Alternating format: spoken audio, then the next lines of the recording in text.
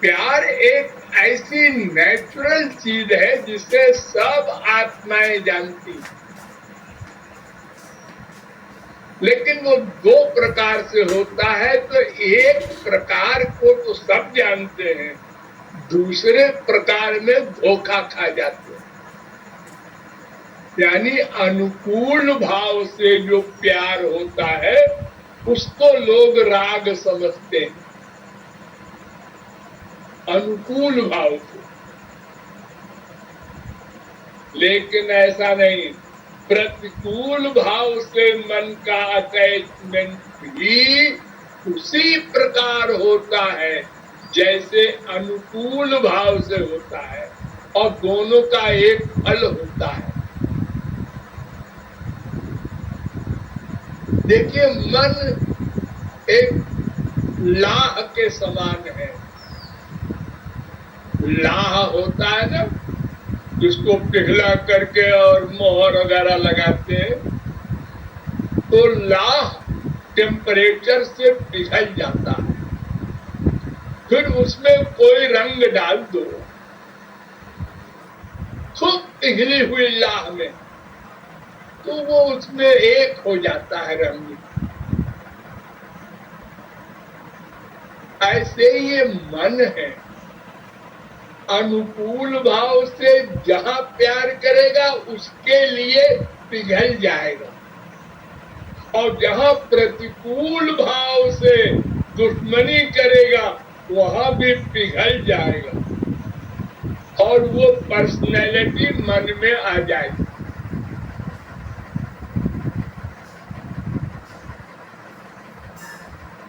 जैसे अनुकूल भाव वाला दिन भर रात भर चिंतन करता है, वो ऐसा है, वो ऐसी है, उसकी नाक ऐसी है, उसका मुंह ऐसा है, वो ऐसा है, ऐसे दुश्मन का भी चिंतन करता है।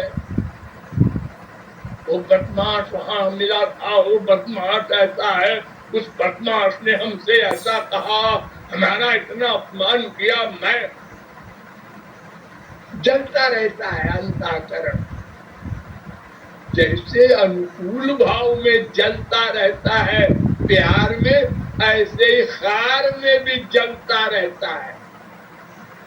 और जिसके लिए प्यार या खार होगा वो मन में एक हो जाएगा, समा जाएगा। इसीलिए गोपियों को भी गोलोक मिला, और शिशुपाल, कंस, बड़े बड़े राक्षसों को भी गोलोक मिला, क्योंकि उनका मन श्याममय हो गया था। कंस का क्या हाल था? आसीन संविशंस्तिष्ठन् भुञ्जान पर्यटन महीम् चिंतयानो ऋषिकेशो मपश्यत् तन्मयम् जगत्। उसको सब जगह श्री कृष्ण की फीलिंग होने लगी। दुश्मनी में खाना की थाली आई, इसमें भी श्री कृष्ण है, देख दिया, कपड़ा फाड़ने लगा, जिधर देखे, क्योंकि वो आकाशवाणी हो गई थी ना, तुम्हारे मारने वाला आ गया है ब्रज में। उसको ये फेथ था आकाशवाणी पर कि पता नहीं कब मार डाले हमको।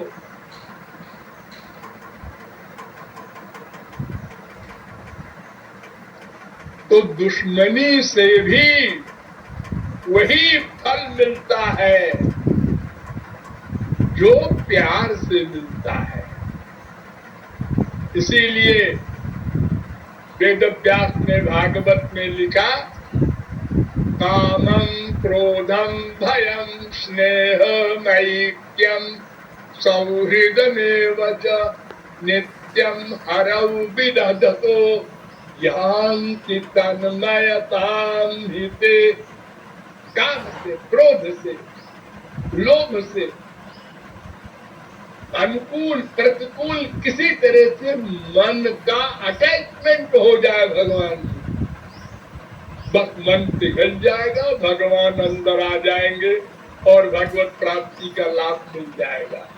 इसी प्रकार संसार में जहां कहीं आपका राग प्यार से होगा या खार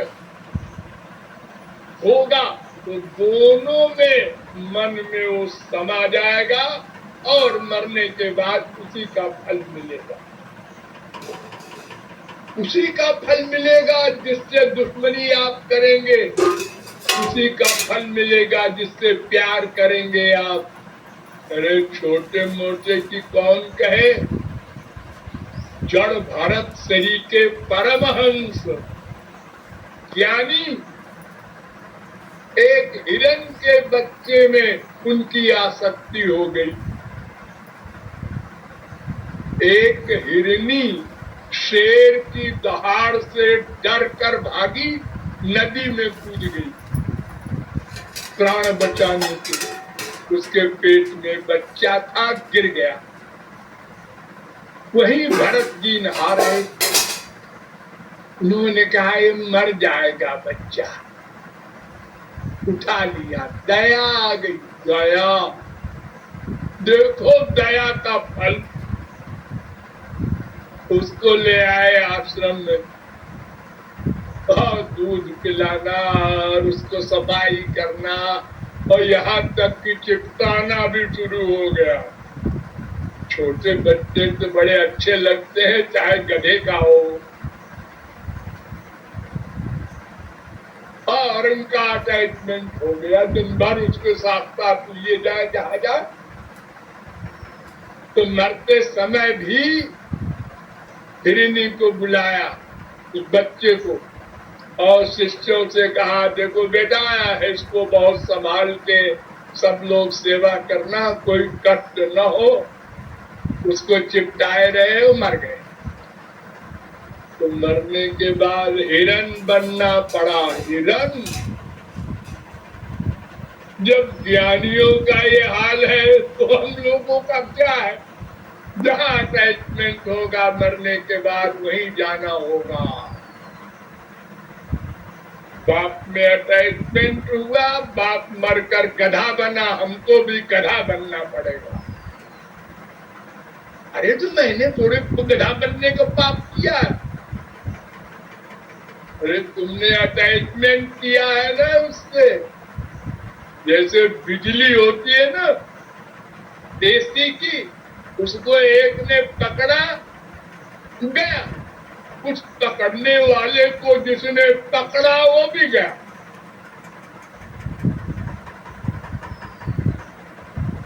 इसी प्रकार भगवान को जिसने पकड़ा गया, और उस भगवान को पकड़ने वाले को जिसने पकड़ा, महापुरुष को, वो भी गया गोलोक। बड़ी सीधी सी फिलॉसफी है। तो राग और द्वेष, मन का, ये शब्द भूलना नहीं, मन का। इसलिए गौरांग महाप्रभु ने कहा 2 प्रकार का वैराग्य होता है। एक का नाम युक्त वैराग्य, एक का नाम फल्गु वैराग्य। फल्गु एक नदी है, वो ऊपर से सूखी है बिल्कुल, और थोड़ा सा खोदो तो नीचे से पानी बहता रहता है। अर्थात 2 प्रकार के वैराग्य वाले संसार में आपको मिलेंगे। एक तो वो जो भीतर से मन से विरक्त है और बाहर से ऐश्वर्य है। अरे मामूली ऐश्वर्य नहीं, राजा बने हैं प्रहलाद, ध्रुव, अम्बरीश, बड़े बड़े महापुरुष। 99.9% शुद्ध महापुरुष सतयुग से लेकर कलयुग तक सब राजा बने थे। स्त्री, बच्चे, नाती, पोते और महापुरुष थे। भयातीत परमहंस, उनका मन भगवान में था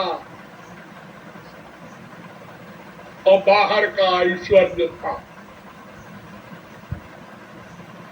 विरक्त के शिरोमणि के दादा थे वो लोग। प्रहलाद बचपन में भगवत प्राप्ति हो गई। गधा भी जानता है नृसिंह भगवान का अवतार हो गया उनके लिए। एक बार एक कथा है, पढ़ लेना। एक लड़की में आसक्ति हो गई प्रहलाद के लड़के का, विरोचन नाम था, और प्रहलाद के गुरु के लड़के का भी अटैचमेंट उसमें हो गया। तो दोनों में झगड़ा हो गया। तो दोनों ने कहा भाई ये मैं बड़ा हूं तुमसे। उन्होंने कहा नहीं मैं बड़ा हूं, क्या मैं राजा का लड़का हूं। और उन्होंने कहा मैं राजा के गुरु का लड़का हूं। अब कौन फैसला करे? तो गुरु के लड़के ने कहा आपके पिताजी राजा है, वो फैसला करेंगे, चलो। तो विरोचन ने कहा अगर उन्होंने हमारे मुआफिक फैसला कर दिया तो आप कहेंगे तो आपके पिताजी ने पार्शियलिटी की।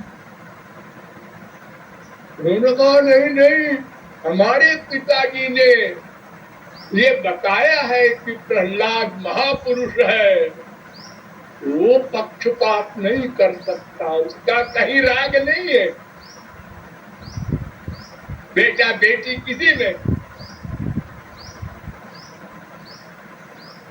और शर्त लग गई दोनों में कि अगर तुम जीते तो हमारा प्राण तुम्हारे हाथ, अगर हम जीते कि हम बड़े हैं, ये सिद्ध किया प्रहलाद ने, तो फिर तुम्हारा प्राण हमारे हाथ।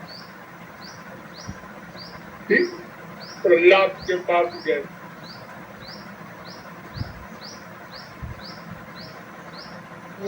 वारी वारी कर